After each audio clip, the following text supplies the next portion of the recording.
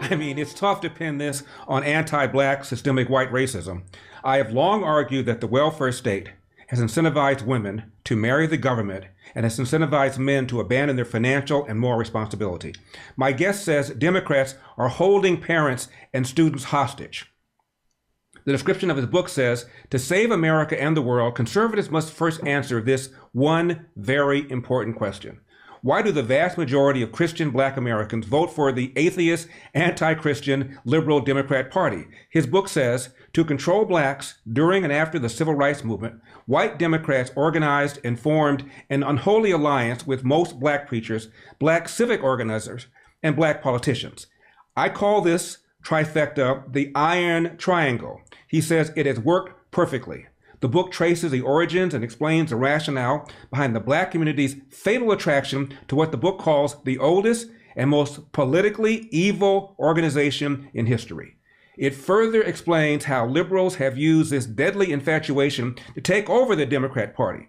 Please welcome the author of The Iron Triangle, Inside the Liberal Democrat Plan to Use Race to Divide Christians and America in Their Quest for Power and How We Can Defeat Them. Please welcome Vince Ellison. Vince, when I ran for governor, the most contentious, the most riotous interview I had with a bunch of black preachers. Everything was going okay, Vince, until I told him that the number one problem facing the black community was not systemic racism, not police brutality. It was the absence of fathers in the home. And then they went ballistic. You know, Larry, that's them. I don't have to tell you.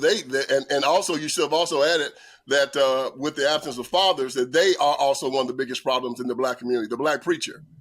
I worked in a prison for 5 years, and before that, I was born on a cotton plantation in Haywood County, Tennessee. My father was a sharecropper, and he brought us out of poverty through hard work. He got involved in the insurance industry, and we lived this upper middle class life. And after I left college, I worked in a prison for 5 years, and this was during the 90s when the Clinton-Biden crime bill was locking up all these black men all over the country. And I asked the black intelligentsia, I said, man, why are all these young black men being locked up? I thought we had overcome. And of course they said, evil, rich, white Republicans. Right. So, you know, I resigned my post, started a nonprofit, went down into the ghetto to try to help some of these black people. And when I got down there, Larry, I saw something very interesting. I saw no evil, rich, white Republicans anywhere. You see a leprechaun before you saw one. But what I did see, I saw a bunch of black Democrats down there. And I saw these three entities making a lot of money off of the chaos. And they were the black preacher, the black politician, and the black civil rights organizer. And I called them the Iron Triangle. And Larry, they are just conduits between the white liberal elites in New York and in California. And their job is to make sure that the black community vote for the Democratic Party by hook or by crook. Without 90% of the black vote, they are dead. And they know it. And they use humiliation. They use fear. They use the same tactics they use on the plantation to keep black people under control. And it's working very, very well right now. What's this? The great Eldersky, the sage from South Central, the Prince of Pico Union, the Czar of Common Sense, Don Lorenzo, has a pair of MYPILLOW, My Slippers in his baby brown libertarian fingers? Yes, he does. And you know what? You can get a pair too. Just call the number on your screen or go to MYPILLOW.com. Make sure you use promo code ELDER. They come in different colors and they come in different styles. And of course, this is what started it all, the MyPillow.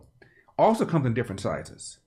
Best sleep you have ever had. Call the number on your screen or use promo code MyPillow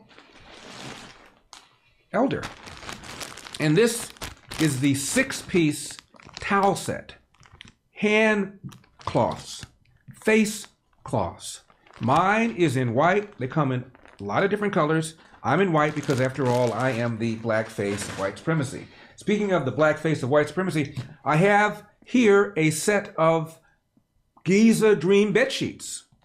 These are made in an area of Egypt called Giza, where they have the finest cotton, I'm told.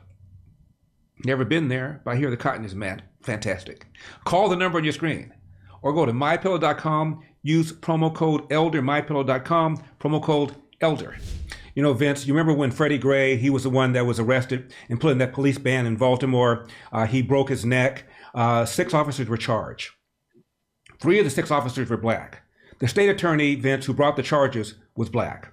The judge before whom 2 of them tried their cases was black. City council, all Democrat, majority black. The mayor at the time was black. The number 1 and number 2 people running the police department were black. The U.S. attorney, Loretta Lynch, at the time was black, as was the president of the United States black. So you got all these people running the system, and they're talking about systemic racism. And I'm reminded of that comedian, Wanda Sykes. She said, how are you going to complain about the man when you are the man? Larry, there it is. And as I write in my book, The Iron Triangle, I try to figure this out because the evidence is right in front of us. And I decided, after all my studying, it looked like this was a type of Stockholm syndrome, a cognitive dissonance. You know, in Stockholm syndrome, you take on the characteristics and the identity of your oppressor. Matter of fact, one of its characteristics is that you will violently fight anyone that tries to set you free. Patty Hearst had Stockholm syndrome. People that are kidnapped and abused. We've also seen it when it comes to women who are in abusive, relationships, and the husbands are beating them or the boyfriends are beating them. The pimp and prostitute situation. This is the black community now of the Democratic Party. There has never been a time in the history of this nation where the Democratic Party has not beaten, oppressed, and humiliate the black community. From slavery from 1800 to 1860, from the Confederacy to 1860 to 1865, 100 years of Jim Crow. Man, we got pictures of them hanging black people from trees, castrating them, beating them, having picnics. Well, how are they doing it? And then right after the Civil Rights Movement, and you know this, Republicans thought that because Eisenhower and Nixon had passed the 1956 Civil Rights Act and the 1960 Civil Rights Act, and that they had also bought the 101st Airborne down for the Little Rock Nine, that they had, they were the first administration since the Civil War to really take on civil rights. You would think that when black people voted in 1960, they would vote for Nixon, not for Kennedy and Johnson, who had done nothing for civil rights. But instead, they voted for Richard Nixon. I mean, they voted for Kennedy. And I asked why. Well, my grandfather down south, when he got the right to vote, even though the Ku Klux Klan had ran him off of the cotton plantation and told him they'd kill him if he voted, Eisenhower and Nixon sent down the FBI to protect his right to vote. And my father told me he voted the straight Democrat ticket. And I always wondered why. And it had to be Stockholm Syndrome. You're down south. The master is a Democrat. The white people are Democrats. And look, and if you don't believe it, look at what we were doing during the Civil Rights Movement. We were fighting, we were dying, so that we could sit beside the toilet with a white Democrat. So we could eat a hamburger with a white Democrat. So we could go to school with a white Democrat. You know, if you would fight, bleed, and die to eat a hamburger with one, when it came time to vote, you were damn sure going to vote for him. And that's what we did. We voted for him, and we still are. Right now, the NAACP will tell you that the most important thing that a black person can do is integrate with white society. To sit beside a white man on a toilet or eat a hamburger beside him at a lunch counter. It's ridiculous. It's stalking. And as Martin Luther King Jr. said, and this is what, was interesting with him, he does the March on Washington. And I went to the Lorraine Motel in 2018 with my wife, and I saw the I Have a Dream speech looping, and Dr. King wrote that speech.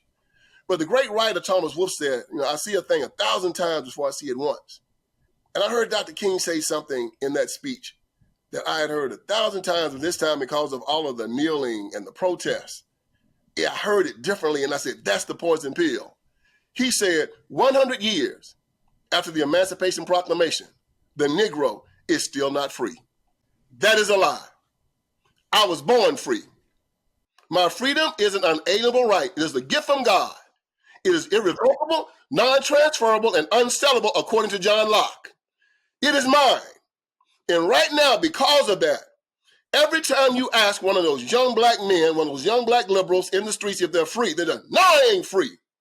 Now understand that your freedom is a gift that you have to accept. You just are.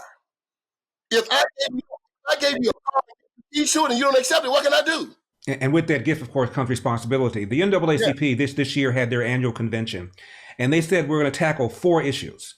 And one of them was reproductive rights. One of them was student debt.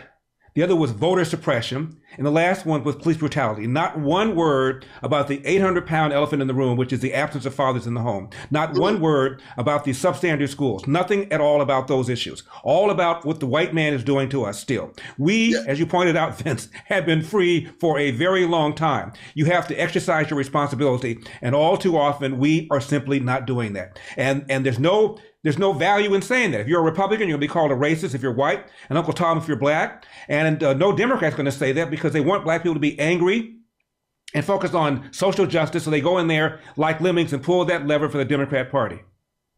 Well, you know, Larry, I'm a Christian, and most black people are also. We believe in heaven and we believe in hell. And I say to them, I'm a Christian and I'm an heir of Jesus Christ. How can I be oppressed when God is my Father? When Jesus Christ is my Savior? When he say that he who the Son has freed is free indeed? When he says, I give you peace, and yet you got black preachers out there talking about no justice, no peace. When he said, my peace, I leave with you. Right. See, when you look at him and you say, okay, you're a black man. That's right. You say that's white supremacy. Yeah, that's right. I said, show me a white man superior to me. We'll put that to the test. It don't exist. And Vince, black people have higher self-esteem than white people do, and much higher self-esteem than Asian Americans do. Vince, last question. What do we do about this? How do we open up their eyes? Larry, keep doing what we're doing right now. Right now, technology is finally caught up with you and I so that we can get this information to them.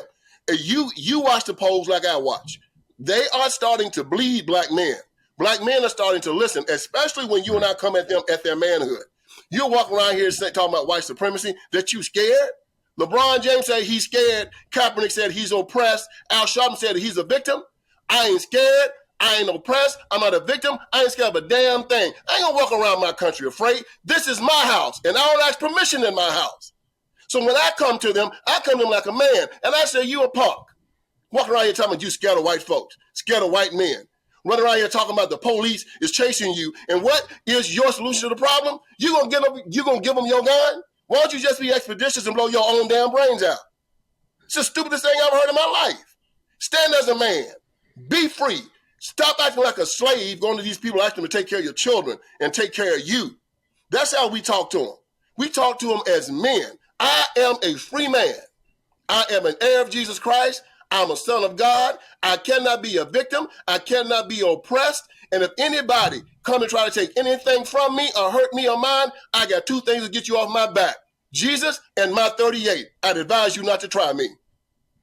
Let's leave it right there. Vince Ellison, author of the book, The Iron Triangle. Vince, next time I have you on, I want a little more passion. We'll